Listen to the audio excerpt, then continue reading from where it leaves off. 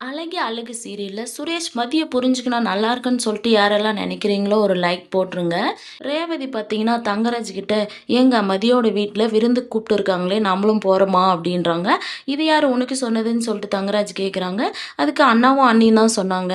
எந்த ஒரு விஷயம் நடந்தாலும் உங்க அண்ணாவும் உங்க அண்ணியும் உனக்கு ஃபார்வேர்ட் பண்ணிடுறாங்க அப்படின்றாங்க. சரி அது இருக்கட்டும். ஏன் உங்க அண்ணா லவ் பண்ண விஷயத்த நீ சொல்லல அப்படின்னு கேட்குறாங்க.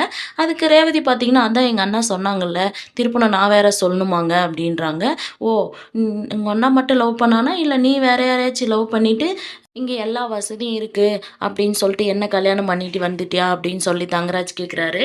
ரேவதி பார்த்தீங்கன்னா டென்ஷன் ஆயி, எங்க அண்ணா லவ் பண்ணி அவங்க கல்யாணம் பண்ணிக்கிறாங்க. உங்க தங்கச்சிய கல்யாணம் பண்ணிக்கலன்னு தெரியுதுல்ல.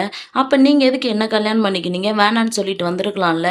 அப்படின்னு சொல்லிட்டு பார்த்தீங்கன்னா, ரேவதியும் டென்ஷனா தங்கராஜ் கிட்ட பேசுறாங்க. என்ன நீ கல்யாணம் பண்ணிட்டு வந்துட்டு, என்ன நீ சந்தோஷமா வச்சுன்னு இருக்க. துணி, சாப்பாடு மட்டும் போட்டா போதுமா? நிம்மதியா வச்சிருக்க நீ. அடிமையா தானே இந்த வீட்ல என்ன நீ வச்சிருக்க அப்படின்னு சொல்லிட்டு ரேவதி கேட்குறாங்க. இப்ப மட்டும் நான் என்ன இங்க எதுக்கு இருக்கேன் தெரியுமா? என்னோட குழந்தைங்களுக்காக தான் இருக்கேன். நீ பண்ற இதுக்கெல்லாம் நான் எப்பயவே வீட்ட விட்டு போயிருப்பேன் தெரியுமா? அப்படின்னு சொல்றாங்க. இங்க தங்கராஜோட அம்மாவும் பார்த்தீங்கன்னா, "ஏன் என்னடா பிரச்சனை உங்களுக்கு?" அப்படின்னு சொல்லிட்டு கேட்குறாங்க. அதுக்கு ரேவதி பார்த்தீங்கன்னா, "உங்க மகன் என்னோட நடத்தையில சந்தேகப்படுறாரு" அப்படின்றாங்க. "ஏன்டா தங்கராஜ் எதுக்குடா இப்படி பண்ற?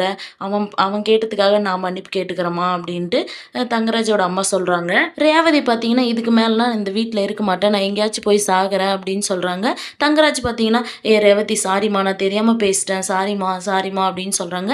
இந்த சீரியல் எப்படி இருந்தா நல்லாயிருக்குன்னு சொல்லிட்டு கமெண்ட் பண்ணுங்க. இந்த வீடியோ பிடிச்சிருந்தா லைக் பண்ணுங்க, ஷேர் பண்ணுங்க, சப்ஸ்கிரைப் பண்ணுங்க. Thank you.